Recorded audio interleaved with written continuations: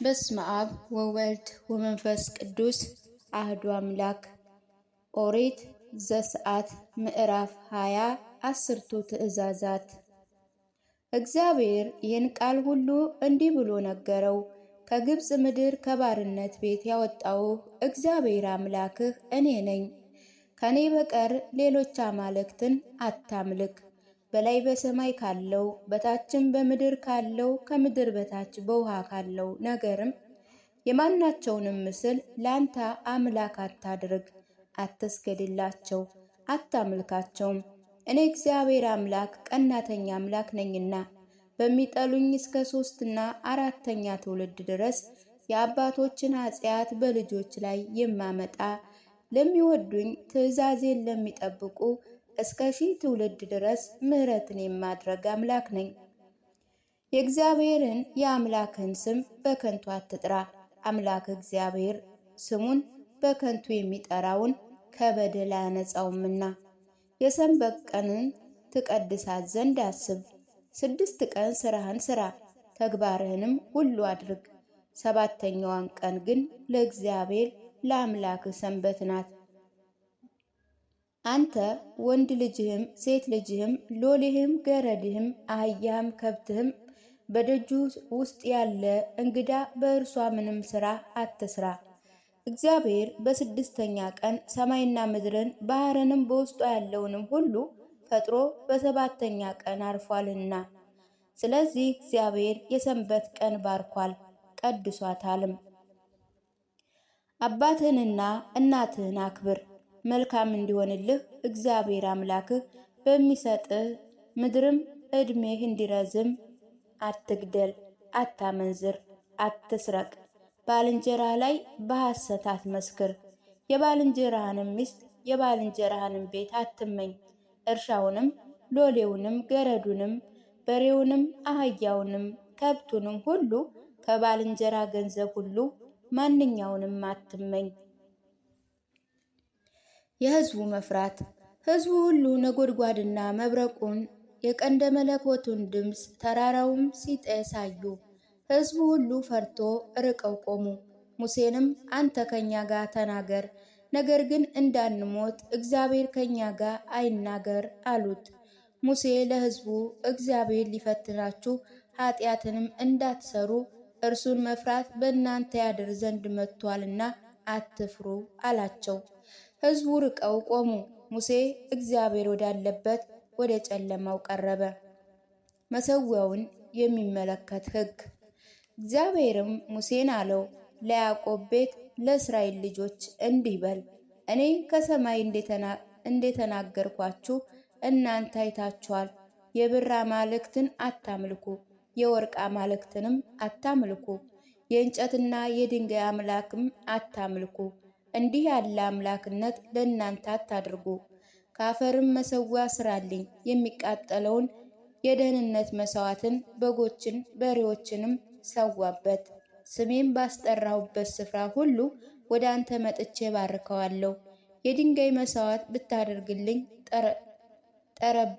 ጠርበህ አትስራው። በመሠዊያው ብትነካው ታረክሰዋለህና ኀፍረተ ሥጋ በእርሱ እንዳይገለጥ ወደ መሠዊያው በደረጃ አትውጣ። ምዕራፍ 21 ስለ ባሪያዎች የተሰጠ ሕግ። በፊታቸው የምታደርገው ሥርዓት ይህ ነው። ዕብራዊ ባሪያ የገዛህ እንደሆነ 6 ዓመት ያገልግልህ። በ7ኛው ዓመት ግን በነጻርነት ይውጣ። ብቻውን መጥቶ እንደሆነ ብቻውን ይውጣ። ከሚስቱ ጋር መጥቶ እንደሆነ ሚስቱ ከእርሱ ጋር ትውጣ። ጌታው ሚስቱ አጋብቶት እንደሆነ ወንዶች ወይም ሴት ልጆች ብትወልድለት ሚስቱን ልጆቹን ለጌታው ይገዙ። እርሱ ብቻውን ነፃ ይውጣ።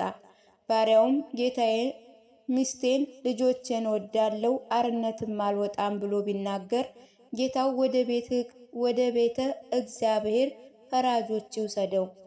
ወደ ደጁም ወደ መቃኑም አቅርቦ አፍንጫውን በወስፌ ይብሳው። ለዘላለምም ባሪያው ይሁነው። ሴት ልጁን ለባርነት አሳልፎ የሰጠ ቢኖር ሴቶች ባሪያዎች አርነት እንደሚወጡ እርሷ ትውጣ። ለእርሱ ከታጨች በኋላ ጌታዋን ደስ ባታሰኝ በዋጁ ይሰዳት። ነገር ግን ለሌላ ወገን ይሸጣት ዘንድ አይገባም፣ እርሱ አርክሷታልና። ለልጁም ሊድራት ቢወድ ለሴት ልጆቹ የሚገባውን ያድርግላት።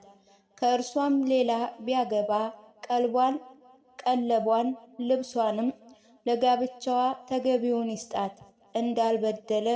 እንዳልበደላት ምስክር ያሰማት። ይህንንም 3 ነገር ባያደርገን ያለ ገንዘብ ነጻ ትውጣ። አመፀኞች የሚቀጡበት ሕግ። ሰው ሰውን ቢመታ ቢሞትም የመታው ፈጽሞ ይገደል። ሳይፈቀድ ቢመታው ባይሸምቅበት፣ ነገር ግን እግዚአብሔር ደግን በእጁ ቢጥለው ገዳዩ የሚሸሽበት ስፍራ እኔ አደርጋለሁ። ሰው ግን ቢሸምቅ ጠላቱንም በተንኮል ቢገድለውና ቢማጸን እንዲገደል ከመሠዊያው አውጥቶ ውሰደው። አባቱን ወይም እናቱን የሚመታ ይገደል። አባቱን ወይም እናቱን የሚሰድብም በሞት ይቀጣ። ከእስራኤል ልጆች አንዱን የሰረቀ ወይም ግፍ የፈጸመ ወይም አሳልፎ ቢሰጠው ወይም በእርሱ ዘንድ ቢገኝ እርሱ ይገደል።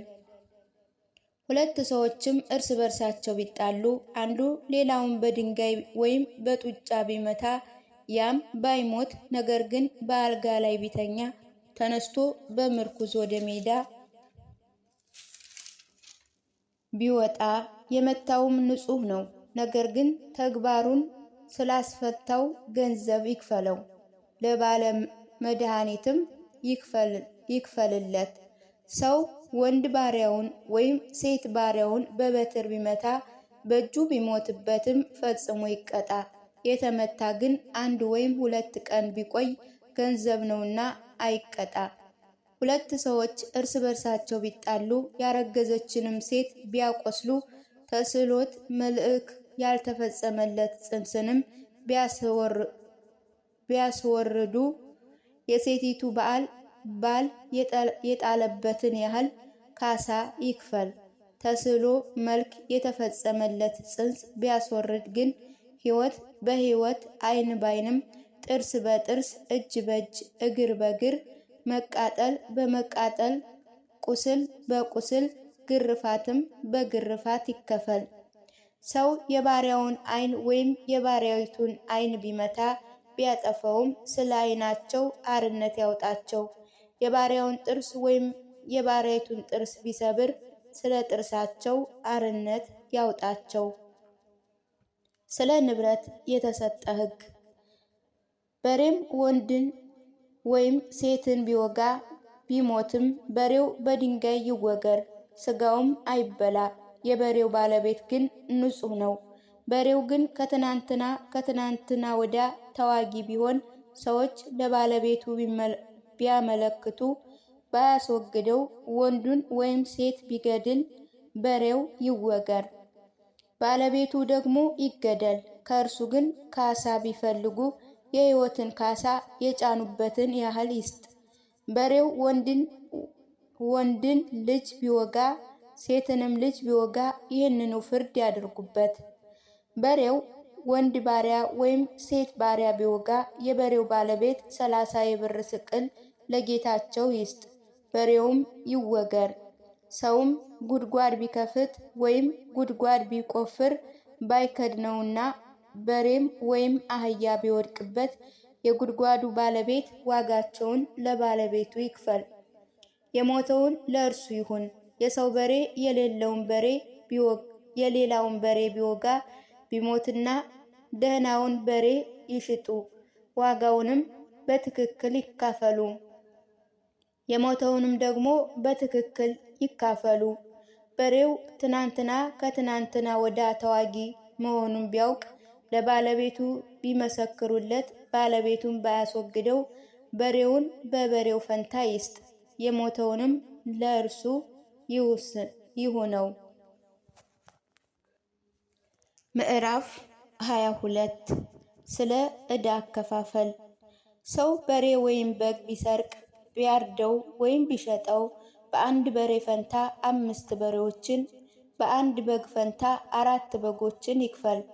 ሌባ ቤት ሲያምስ ቢገኝ እርሱ ቢመታ ቢሞትም በመታው ሰው ላይ የደም ዕዳ አይሆንበትም።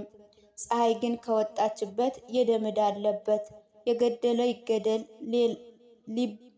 ሌባው ቢያዝ የሚከፍለውን ቢያጣ ስለሰረቀው ይሸጥ።